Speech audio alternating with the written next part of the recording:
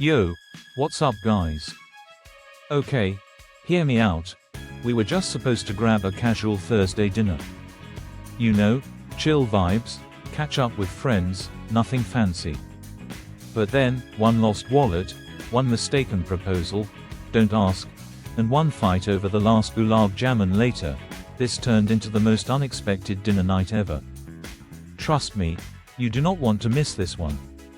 From the food, spoiler alert, heavenly, to the late night chai in the parking lot, it was a whole experience. Let's roll. Arriving at Ramada, building the vibe, so we decided on Ramada because we wanted something a little nice but still relaxed. The second I walked into the lobby, I was like, yep, this is the move.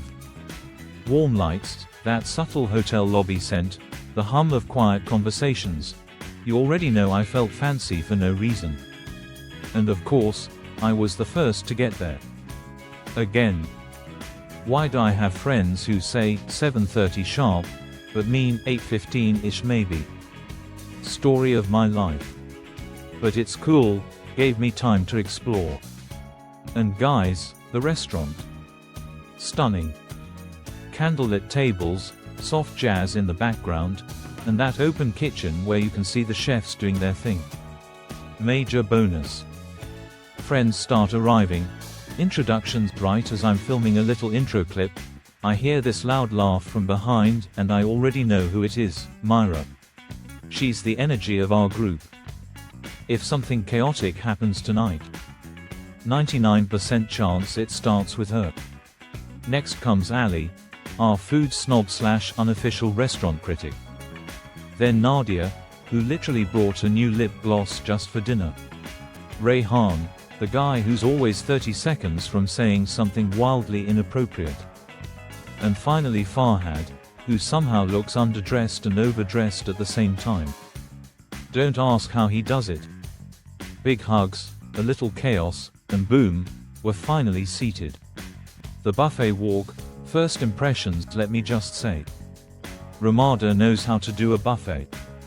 We walk up, plates in hand, and it's like entering food Disneyland. 1. The live barbecue station was the first thing that hit us. 1. You could literally smell the tikka from across the room. 2. The pasta counter. 2. Chef was tossing stuff like he was on MasterChef. 3. And don't even get me started on the dessert corner. Mini cheesecakes, gulab jamun swimming in syrup, and this one chocolate mousse that looked like it belonged in a museum. And you already know everyone had a different strategy. Ali's going full gourmet, plating like he's in a Michelin star restaurant. Myra. She just starts with dessert like it's a rebellion. Rayhan. 5 kebabs and nothing else. He said he's cutting carbs. Bro, what? First round of food, at the table okay, back at the table, vibes are high. Everyone's showing off their plates like proud parents. I took the safe route, bit of everything. I wanted to taste everything before committing to favorites. So we're eating, chatting, catching up, and then Rayhan suddenly goes, guys. If you could only eat one food for the rest of your life, what would it be? Cue 20 minutes of loud debate. 1. Nadia says biryani. 1. Classic. 2. Ali says sushi, which, bold move. 3. Myra says chocolate, which starts another debate because is that even a food? Meanwhile, I'm just inhaling this butter chicken like I haven't eaten in 3 days. Guys, it was so creamy, spicy, just the right amount of heat, actual magic. I'd marry that butter chicken if I could. Mid-dinner chaos, the mistaken proposal okay, story time. So halfway through the meal, Myra gets up to grab another plate, and she's wearing this super sparkly dress, like, full glam. As she's walking back, she trips slightly, and this guy at the next table literally jumps up to catch her napkin. Don't ask why he thought that was heroic. And then, this is real, his friend says out loud, bro, just propose already. Everyone hears it. She hears it. We hear it. And somehow it looks like she's being proposed to. People start clapping. Myra's just standing there like, and Rayhan? Rayhan goes, say yes for the dessert. I wish I was making this up. We were laughing for the next 15 minutes straight. Dessert round, things get competitive alright, dessert time. Let me tell you something, friendship gets tested at the dessert table. There were 6 gulab jamans left. We were 6 people. Sounds perfect, right? Wrong. Because Myra took 2. She says, I need a backup one in case the first is cold. Nadia is furious. Rayhan grabs the last one, for justice. And somehow, I end up with a tiny bowl of fruit salad. The betrayal. But jokes aside, the desserts. Ridiculously good. The cheesecake was creamy, the mousse was rich without being heavy, and that mini kheer in the tiny clay pot. 10 out of 10. Post-dinner vibes. Slowing it down after eating like royalty, we decided to chill outside near the garden area.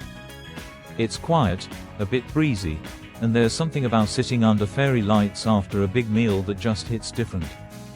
We sat on the low walls, sipping chai from those classic white cups, just talking. The mood got deep for a bit. You know those rare moments when everyone gets a little honest. We talked about work stress, relationships, random dreams. Farhad admitted he wants to quit his job and open a bookstore cafe. Ali's thinking of moving cities. Even Rayhan got real for a second. Said he missed how things were when we all hung out more. And I won't lie, that hit me.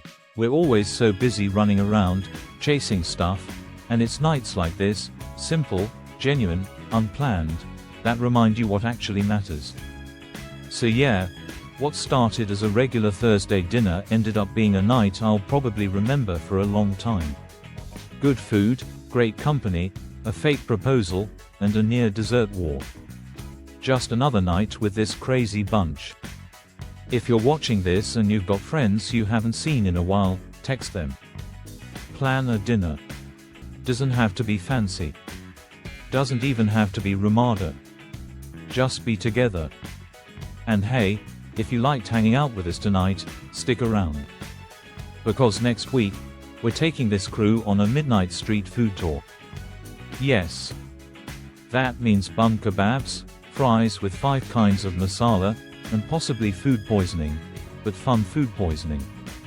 So don't forget to like, subscribe, drop a comment with your ride or die buffet food, and I'll catch you in the next vlog. Stay hungry, stay grateful, and never trust someone who says they don't like desserts. Peace out.